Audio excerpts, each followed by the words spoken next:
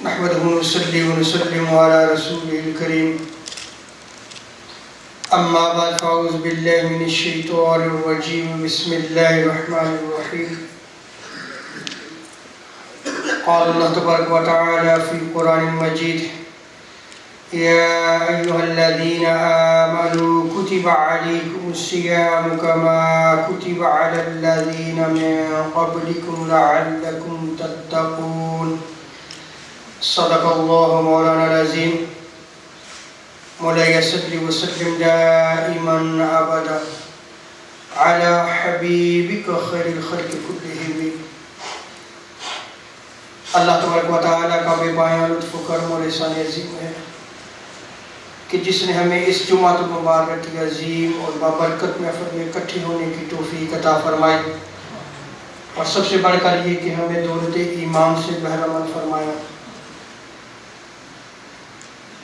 رمضان مبارک کی آمد ہے، سو آج استقبال رمضان مبارک کے حوالے سے ہمارا موضوع گفتگو روزے کا مقصد اور رمضان المبارک ہے. اللہ تبارک و تعالیٰ نے سورہ بقرہ ورس 183 میں ارشاد فرمایا، اے ایمان والو، تم پر روزے جو ہے وہ فرض کیے گئے ہیں جیسے کہ تم سے پہلی امتوں پر بھی روزے فرض کیے گئے تھے تاکہ تم پرہیزگار متقی بن سکو. اس آیت کریمہ میں رب تعالیٰ نے دو باتوں کا ذکر کیا ہے. پہلی بات یہ کہ یہ روزہ صرف امت محمدیہ پر جو ہے وہ فرض نہیں کیا گیا تھا، بلکہ سابقہ امم پر بھی جو ہے وہ روزہ فرض تھا. اور صحیح روایت کے مطابق امت محمدیہ صلی اللہ تعالی علیہ وسلم پر روزہ 2 صدی ہجری میں فرض ہوا،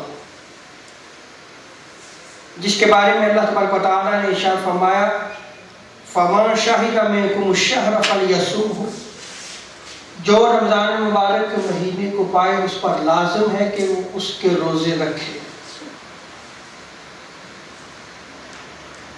اور اس آیت کریمہ میں دوسری چیز کا جو ذکر کیا گیا ہے، لَعَلَّكُمْ تَتَّقُونَ، تاکہ تم پرہیزگار اور متقی بن سکو، وہ ہے روزے کا مقصد تقوی.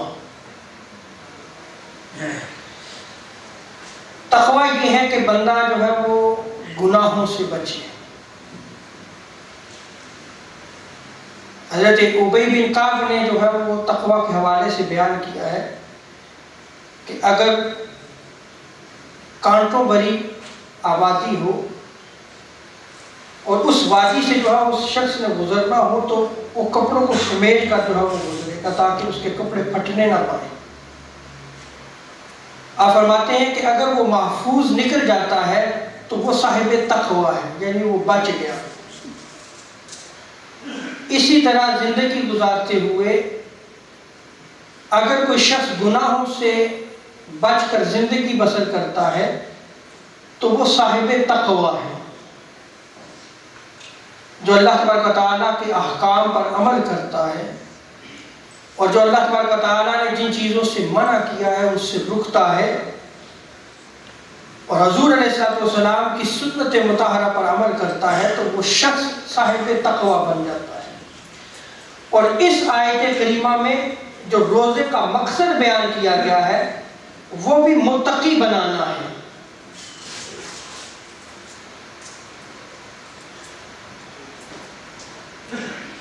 جب تک اس روزے کے مقصد کو حاصل نہیں کیا جائے گا، اگر ہم روزہ رکھنے کے باوجود صاحب تقوی نہ بن سکیں تو پھر روزے کا مقصد فوت ہو جائے گا جو کہ اللہ تبارک و تعالیٰ نے بیان فرمایا ہے. اور وہ ہے پرہیزگار بننا، متقی بننا. اور یہ کب ہوگا؟ یہ اس وقت ہوگا جب بندہ ظاہراً بھی روزہ دار ہو اور باطناً بھی روزہ دار ہو۔ انسان کا ایک ظاہر ہے اور اسی انسان کا ایک باطن بھی ہے۔ آپ روزے کی طرف دیکھیں تو ظاہراً جو ہے وہ روزہ جو ہے وہ کیا ہے؟ ان چیزوں سے رکنا جن چیزوں سے شریعت نے منع کیا ہے، جیسے کہ فقہا بیان کرتے ہیں کہ کھانا پینا اور ازواجی عمل یعنی جماع، اس سے رکنا جو ہے یہ روزہ ہے۔ اس سے رکنا کیا ہے؟ اب یہ ظاہری ہے، کھانا پینا اور ازواجی عمل سے، اور ایک ہے باطناً جو ہے وہ گناہوں سے اور برائیوں سے بچنا، جیسے حسد ہے۔ حسد کا معنی ہے کہ کسی بندے کے پاس کوئی نعمت ہو، یا اللہ تبارک و تعالیٰ نے کسی بندے کو کسی نعمت سے نوازا ہے، تو ایک شخص جو ہے وہ اس سے حسد کرتے ہوئے یہ دل میں خیال رکھے اور وہ اس کوشش میں رہے کہ یہ نعمت اس سے چھن جائے، یا رب تعالیٰ جو ہے اس نعمت کو اس سے لے لے واپس، یہ حسد ہے۔ اور حسد جو ہے وہ نیکیوں کو کھا جاتا ہے۔ غیبت ہے، یہ بھی باطنی بیماری ہے۔ سو جتنی بھی باطنی بیماریاں ہیں ان سے بچنا، ان سے رکنا بھی جو ہے وہ بھی روزہ ہے، کیونکہ روزے کا مقصد جو ہے وہ صاحب تقوی بنانا ہے۔ حضور داتا گنج بخش علی حجویری رحمۃ اللہ تعالی علیہ کشف المحجوب میں نقل کرتے ہیں، اور امام غزالی نے احیاء العلوم میں بھی اس روایت کو نقل کیا ہے کہ حضور صلی اللہ تعالی علیہ وسلم جو ہے وہ ارشاد فرماتے ہیں کہ جب تو روزہ رکھے تو کان کا روزہ بھی رکھ۔ یعنی کان کا روزہ کیا ہے کہ اس کان سے جو ہے تو برائی نہ سنے، جیسے سنگنگ ہے، گانا برائی ہے، جیسے اگر کوئی شخص کسی کی برائی کرتا ہے، غیبت کرتا ہے، یہ بھی برائی ہے، اور اسی طرح اس کے سامنے اگر جھوٹ بولا جا رہا ہے اور وہ سن رہا ہے، یہ بھی برائی ہے۔ کسی پہ جو ہے وہ تہمت لگائی جا رہی ہے اور وہ سن رہا ہے اور روک نہیں رہا، تو یہ بھی برائی ہے۔ اب یہاں پر یہ بات یاد رکھ لیں کہ شریعت اسلامیہ نے جہاں جن برائیوں سے روکا بھی ہے اور جہاں روکنے کا حکم دیا ہے، وہاں اگر کوئی شخص بیٹھ کر انہی برائیوں کو سنتا رہے تو وہ بھی گناہ میں برابر کا سنا۔ یعنی اگر کسی کے سامنے غیبت بیان کی جا رہی ہے اور وہ غیبت سن رہا ہے، منع نہیں کر رہا، وہ مجلس نہیں چھوڑ رہا، مجلس سے اٹھ کے نہیں جا رہا، تو وہ بھی غیبت کرنے والوں میں شامل ہے۔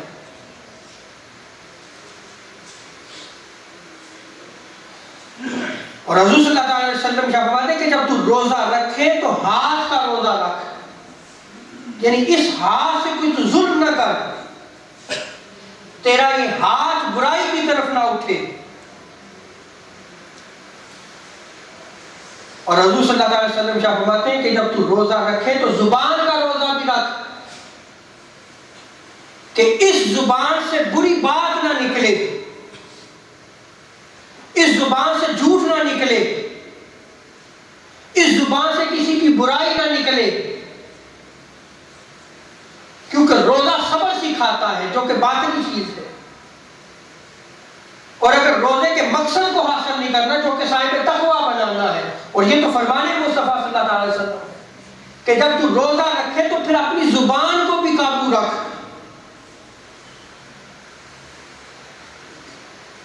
اور اپنی آنکھ کا روزہ بھی رکھ۔ حضور فرماتے ہیں کہ جب تو روزہ رکھے تو اپنی آنکھ کا روزہ بھی رکھ،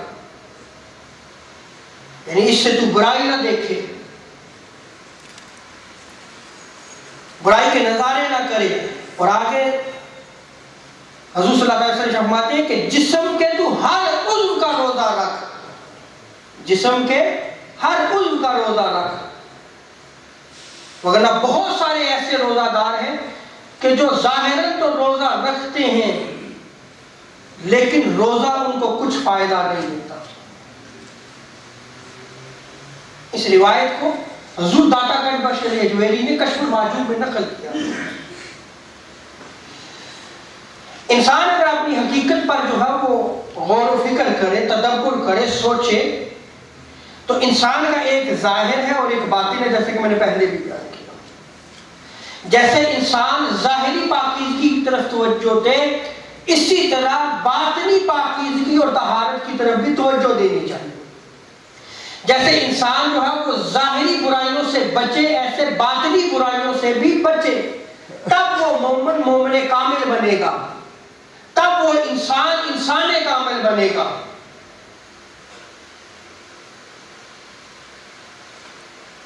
اور اگر صرف جسم پر ولی ہو، جسم کو پالنا ہو، جیسا کہ آج ہمارا معمول بن چکا ہے اور ہم اسی ڈگر پہ چلتے ہیں کہ ہم جسم کو تو پال رہے ہیں. اب جب جسم پلتا ہے اور صرف جسم کی طرف توجہ دی جاتی ہے تو جو اس جسم کے اندر روح ہے وہ کمزور ہوتی چلی جاتی ہے. اور جو شخص جسم کی بجائے اپنے باطن کی طرف توجہ دیتا ہے، اپنی روح کو جلا دیتا ہے، اس کی روح جو ہے وہ پھر زیادہ مضبوط ہوتی چلی جاتی ہے اور اس کا جسم کمزور ہوتا چلا جاتا ہے. اولیاء کرام کی زندگیوں میں دیکھیں تو وہ کثرت سے روزہ رکھتے ہیں، بہت زیادہ روزہ رکھتے ہیں اور حضور کی سنت پہ عمل کرتے ہیں. حضور صلی اللہ علیہ وسلم کے گھر کا عالم یہ تھا، اہل بیت کا عالم یہ تھا کہ کئی دن گھر میں چولہا نہیں جلتا تھا، فاقے ہوا کرتے تھے. اور حضور صلی اللہ علیہ وسلم کا ارشاد فرماتے ہیں کہ اگر تم اپنی شہوت کو جو ہے وہ قابو میں رکھنا چاہتے ہو تو پھر روزہ رکھو. پھر کیا کرو؟ روزہ دار بن جاؤ. تو جب بندہ اپنے باطن کی طرف توجہ دیتا ہے، روح کو جلا دیتا ہے اور اس کی روح کی غذا کی طرف جو توجہ دیتا ہے، پھر وہ عارفین اور کاملین کے مقام پر پہنچ کر جو ہے وہ مقام مشاہدہ پر پہنچ جاتا ہے.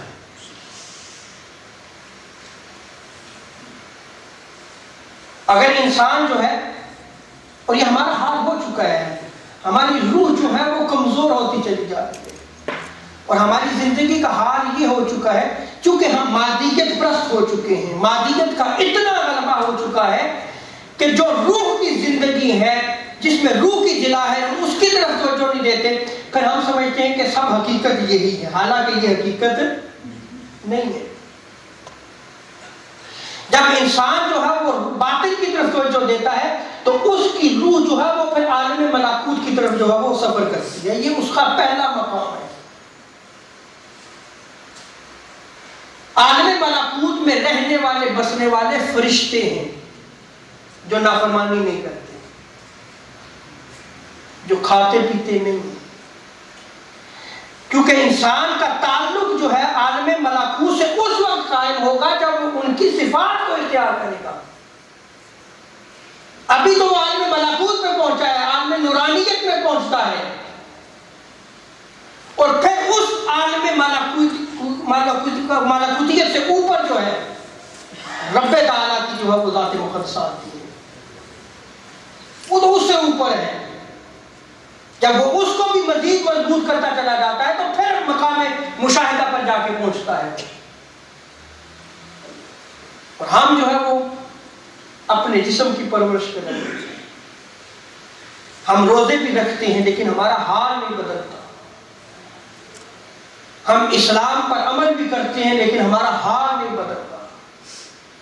کہیں یہ سارا کچھ رسم تو نہیں رہ گیا. اسی لیے مفسرین اکرام نے اس آیت کریمہ کے متعلق بیان فرمایا کہ چونکہ ایمان والوں کی بات یہ ہے، ایمان والوں تم پر روزے جو ہے وہ فرض کیے گئے، تو ایمان والوں کے روحانی درجات اور مقامات ہوتے ہیں. سو روزہ دار جو ہے وہ 4 اقسام پر مشتمل ہے، 4 کیٹاگریز ہیں۔ ایک ہے عوام الناس کا روزہ، ایک ہے خواص العام کا روزہ، یعنی جو اللہ کے احکام پر عمل کرتے ہیں، اس کی پاکاری کرتے ہیں اور صغائر اور کبائر گناہوں سے بچتے ہیں، نہ صغیرہ گناہ ان سے سرزد ہوتا ہے نہ کبیرہ گناہ ان سے سرزد ہوتا ہے۔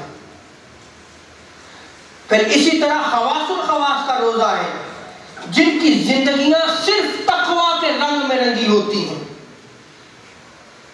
اور چوتھی قسم جو بیان کی گئی ہے وہ اخص الخواص کا روزہ ہے، یہ لوگ جو ہے وہ مقام مشاہدہ پر فائز ہوتے ہیں، مقام مشاہدہ پر جو ہے فائز ہوتے ہیں۔ آج ہم جو ہے وہ صرف عوام کا روزہ، جو عوام روزہ رکھتی ہے، اس کے متعلق جو ہے وہ گفتگو کریں گے، کیونکہ آج میرا موضوع گفتگو بھی یہی ہے کہ رمضان المبارک اور روزے کا مقصد، جیسا کہ آیت کریمہ میں کیا ارشاد فرمایا رب تعالیٰ نے کہ اے ایمان والو تم پر روزے فرض کیے گئے ہیں جیسا کہ پہلی امتوں پر فرض کیے گئے تھے، تاکہ تم صاحب تقویٰ بنو، تمہیں تقویٰ کی دولت میسر آ جائے، تم پرہیزگار بن جاؤ۔ اب وہ لوگ جو رسماً روزہ رکھتے ہیں اور ان کا روزہ جو ہے وہ سحری اور افطاری تک محدود ہوتا ہے، بڑا اہتمام کریں گے سحری پہ بھی افطاری پہ بھی، لیکن وہ روزے کے آداب اور شرائط کو ملحوظ خاطر نہیں رکھتے، ان کا لحاظ نہیں رکھتے۔ ان کے بارے میں تاجدار کائنات صلی اللہ تعالی علیہ وسلم کیا ارشاد فرماتے ہیں؟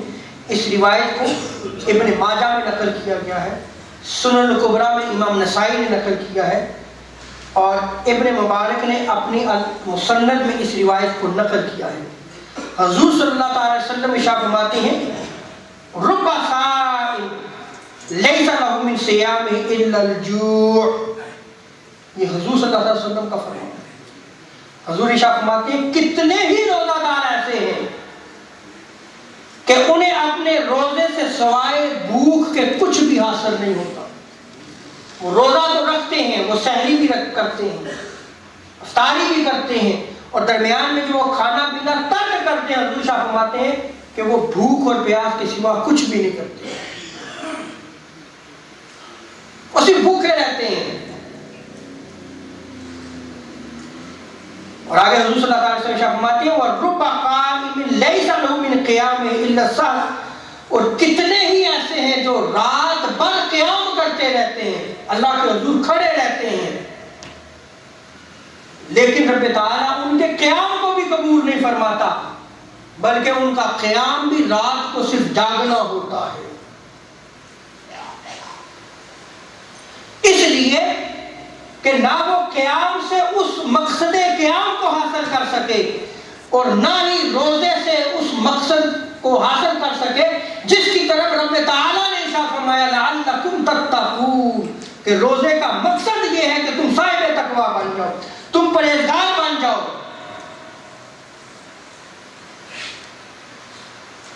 شیخ شہاب الدین سہروردی رحمۃ اللہ تعالیٰ علیہ ولی کامل تھے اور سلسلہ سہروردی کے شیخ المشائخ میں آپ کا شمار ہوتا ہے۔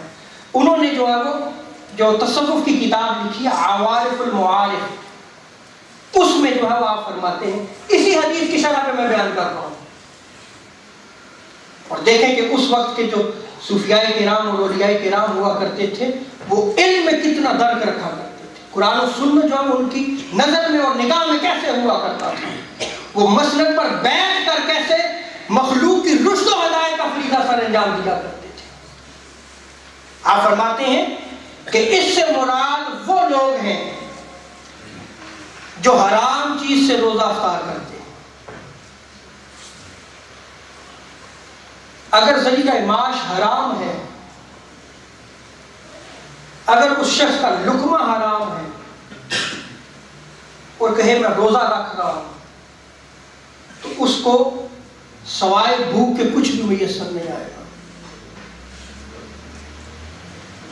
اور حضور صلی اللہ علیہ وسلم کی بہت زیادہ احادیث مبارکہ ہیں اور حضور صلی اللہ علیہ وسلم کے فرامین موجود ہیں اور اولیاء کرام اس پہ فرماتے ہیں کہ حلال لقمہ جو ہے یہ انسان کامل کے لیے لازم ہے.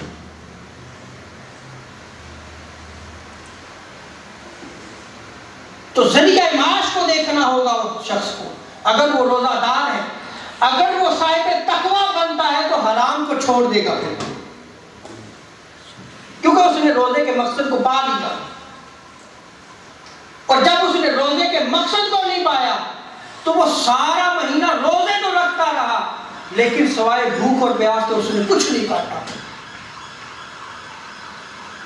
اور آگے جو ہے وہ شیخ شہاب الدین سہروردی رحمۃ اللہ تعالیٰ فرماتے ہیں یا وہ لوگ ہیں جو حلال غذا سے روزہ تو رکھتے ہیں، یہ قابل توجہ بات ہے، جو حلال غذا سے روزہ تو رکھتے ہیں، ان کا ذریعہ معاش حلال ہے، محنت کرتے ہیں، تگودو کرتے ہیں، حلال ذریعے سے رزق کماتے ہیں اور اس سے وہ روزہ بھی رکھتے ہیں، لیکن غیبت کر کے لوگوں کا گوشت کھاتے ہیں. غیبت کر کے لوگوں کا گوشت کھاتے ہیں. وہ بھی کیا کرتے ہیں کہ وہ روزے تو رکھتے ہیں لیکن بھوکے رہتے ہیں اور روزے کے مقصد کو حاصل نہیں کر سکتے. اور غیبت ایسی بیماری ہے جو آج ہمارے کلچر اور ہماری سوسائٹی میں سرایت کر چکی ہے، خواہ وہ مردوں کی مجلس ہو یا خواہ عورتوں کی مجلس ہو. اور اس میں فقہائے کرام بیان کرتے ہیں کہ یہ ایسی برائی ہے کہ جو اس غیبت میں پڑتا ہے اس کو لذت محسوس ہوتی ہے، وہ جب تک کسی کی غیبت نہ کر لے اس کو جو ہے وہ سکون میسر نہیں آتا، کیونکہ اس کی لذت جو ہے وہ اسی میں ہوتی ہے. وہ لوگوں کی برائیاں بیان کرتا رہتا ہے، وہ جب تک کسی کی برائی بیان نہ کرے اس کو سکون میسر نہیں آتا. لیکن یہ بات یاد رکھ لیں کہ رب تعالیٰ نے قرآن مجید میں بھی یہ ارشاد فرمایا ہے کہ جو لوگوں کی غیبت کرتا ہے، جو برائیاں بیان کرتا ہے لوگوں کی، برائی کیا ہوتی ہے کہ اس کے سامنے آ کے آپ بات نہ کر سکیں، اس کی پیٹھ پیچھے جو ہے آپ اس کی برائی بیان کریں. آپ کو جرأت نہ ہو تو اس کے سامنے اس کے منہ پہ بات کر سکیں آپ، لیکن آپ اس کی پیٹھ پیچھے جو ہے وہ اس کی برائیاں بیان کرتے رہیں. جب یہ عمل ہوگا تو یہ غیبت ہے. اور قرآن مجید میں اللہ تبارک و تعالیٰ ارشاد فرماتا ہے کہ یہ پھر ایسا ہے کہ جیسے اپنے مردار بھائی کا گوشت کھانا ہے. اس پہ عذاب قبر بھی حدیث مبارکہ میں بیان کیا گیا ہے کہ عذاب قبر جو ہوتا ہے اس غیبت کی وجہ سے بھی ہوتا ہے. آخرت میں شدید عذاب ہے. حضور صلی اللہ علیہ وسلم ارشاد فرماتے ہیں کہ روز قیامت غیبت کرنے والوں کو بڑے بڑے چاندی کے جو ہے وہ لوہے کے جو ہے وہ ناخن دیے جائیں گے، وہ اپنے جسموں کو نوچیں گے. یہ ایک عذاب ہے جو حدیث مبارکہ میں بیان کیا جاتا ہے. تو آپ یہ دیکھیں کہ اگر ہم روزہ بھی رکھتے ہیں اور غیبت بھی کرتے ہیں تو اس کا مطلب ہے کہ ہم نے رمضان مبارک کے روزے تو رکھ لیے، لیکن قرآن مجید میں لعلکم تتقون جو مقصد روزہ بیان کیا تھا کہ تم پرہیزگار اور متقی بن جاؤ، وہ مقصد حاصل نہ کر سکے. اور پھر حضور صلی اللہ علیہ وسلم کیا فرماتے ہیں تو وہ تو بھوکے اور پیاسے ہی رہتے ہیں، انہوں نے تو بھوک کاٹی ہے.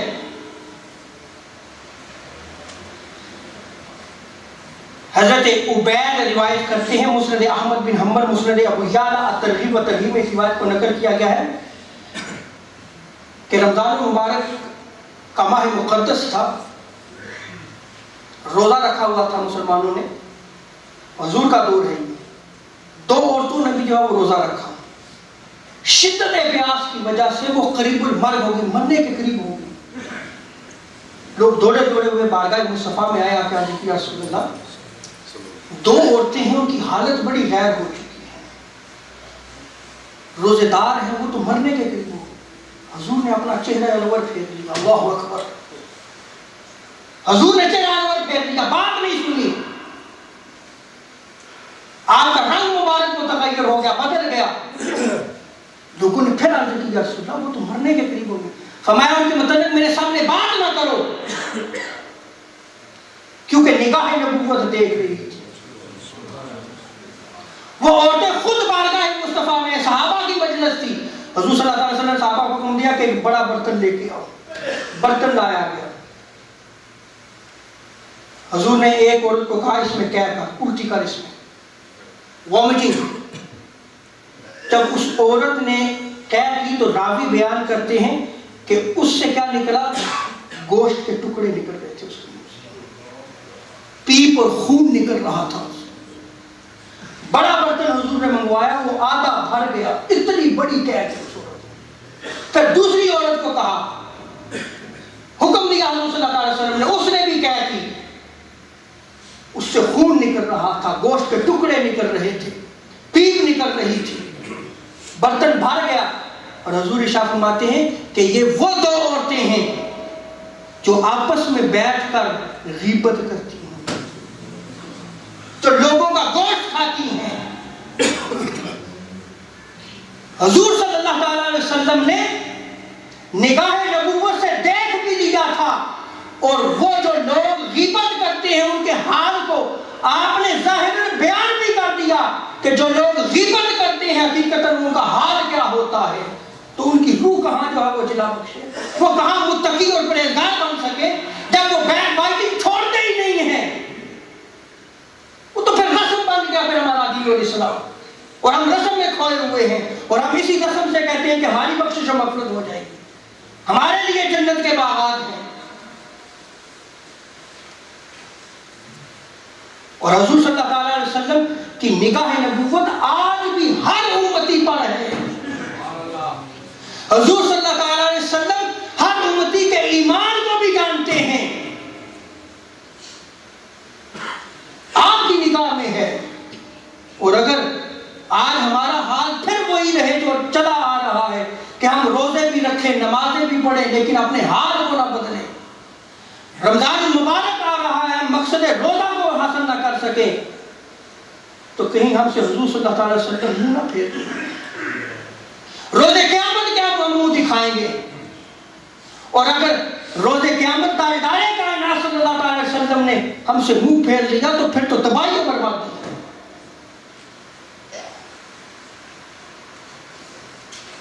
حضور داتا گنج بخش علی حجویری رحمۃ اللہ تعالی علیہ کشف المعجوب میں فرماتے ہیں، روزہ ہے رکنے کا نام۔ کس کا نام ہے؟ رکنے کا نام۔ فرماتے ہیں کہ اس کی بہت ساری شرائط ہیں، جیسے کہ معدے کو کھانے پینے سے روکنا، آنکھ کو شہوانی نظر سے روکنا، کان کو غیبت سننے سے روکنا، زبان کو فتنہ انگیز باتیں کرنے سے روکنا، زبان کو بےہودہ گفتگو سے روکنا، اور جسم کو دنیاوی اور مخالفت حکم الہی سے روکنا۔ یہ روزہ ہے۔ یہ کیا ہے؟ روزہ ہے۔ اور عوارف المعارف میں شیخ شہاب السروردی رحمۃ اللہ تعالیٰ فرماتے ہیں کہ حضرت سفیان ثوری امیر المومنین فی الحدیث ہیں، امام بخاری اور جتنے شیوخ ہیں ان کے شیخ اور استاد امام ابو حنیفہ کے شاگرد ہیں۔ آپ فرماتے ہیں کہ جس نے غیبت کی اس کا روزہ فاسد ہو گیا۔ حضرت مجاہد فرماتے ہیں، اور حضرت عبداللہ ابن عباس کے شاگرد ہیں، آپ اسٹوڈنٹ ہیں، آپ فرماتے ہیں کہ غیبت اور جھوٹ روزے کو فاسد کر دیتا ہے۔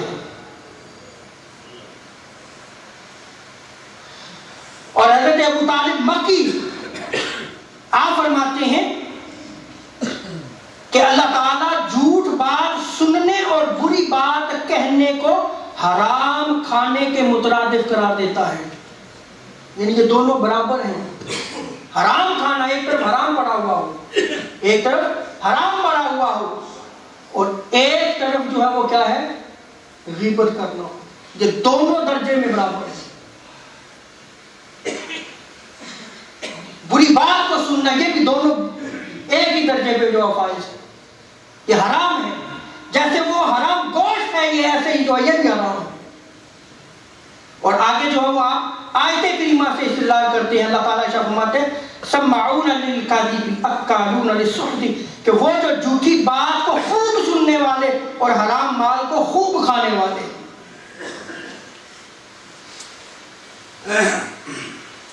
اللہ اکبر۔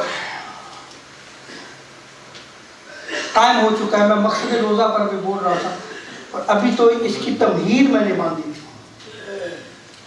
ابھی ساری احادیث پڑھی ہوئی حضور کے فرامی موجود ہے۔ اللہ تعالیٰ جو ہے وہ ہمیں اسلام کو سمجھنے کی توفیق عطا فرمائے اور مقصد روزہ کو سمجھنے کی توفیق عطا فرمائے۔ ہمیں اپنے حال کو بدلنا، اور رمضان مبارک توبہ کا مہینہ ہے۔ کون سا مہینہ ہے؟ سچے دل سے توبہ کریں اور ایسی توبہ کریں کہ اس مقصد روزہ کو حاصل کر لیں، تاکہ ہماری زندگی پرہیزگاری والی زندگی ہو، تقوی والی ہو، متقی بن سکے ہم۔ اور اگر ہم نہیں بن سکے تو پھر حدیث مبارکہ میں کیا ہے کہ بہت سارے روزہ دار ایسے ہیں کہ جو صرف بھوک اور پیاس کاٹتے ہیں۔ اللہ تعالیٰ ہمیں اسلام کو سمجھنے کی توفیق عطا فرمائے۔